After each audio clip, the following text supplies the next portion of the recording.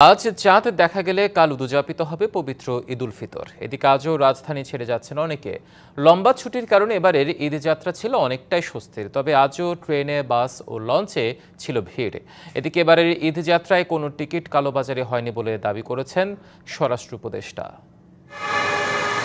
ঈদ যাত্রার শেষ দিনেও রাজধানীর বাস টার্মিনালগুলোতে ছিল যাত্রীদের বাড়তি চাপ।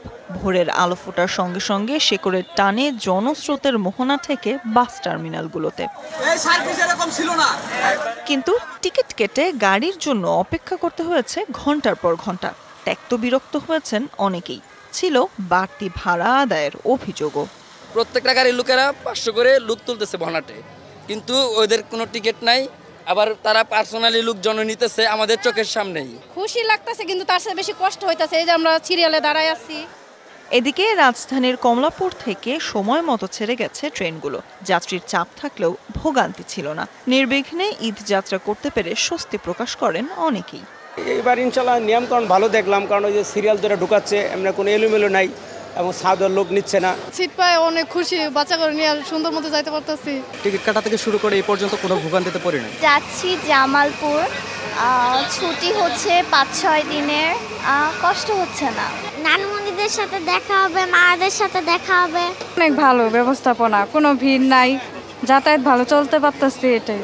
কমলাপুর রেলওয়ে স্টেশন পরিদর্শন করে এবার ঈদ যাত্রায় কোনো টিকিট কালোবাজারি হয়নি বলে দাবি করেন স্বরাষ্ট্র উপদেষ্টা অবসরপ্রাপ্ত lieutenant general Jahangir Alam Chowdhury.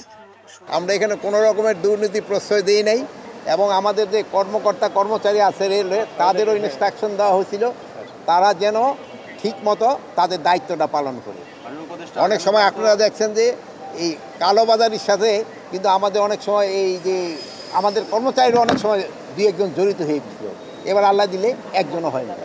Rail যাত্রীদের নিরাপত্তা নিশ্চিতে এবার তৎপর ছিল কর্তৃপক্ষ। যে সমস্ত যাত্রী ছাদে উঠছে তাদেরকে আমরা নামিয়ে দিছি এবং নামায় তাদেরকে টিকিট করাইয়ে তারপরে আমরা ট্রেনের ভিতরে তাদেরকে দিচ্ছি, যাতে তারা নিরাপদে যেতে পারে, কোনো অ্যাক্সিডেন্ট না হয়। নারীর টানে ঘরমুখো মানুষের স্রোতে রাজধানীর একমাত্র লঞ্চ টার্মিনাল সদরঘাটেও ফিরে আসে তার পুরনো চেহারা। ঈদ যাত্রায় স্বস্তির কথা জানিয়েছেন নৌপথের যাত্রীরাও।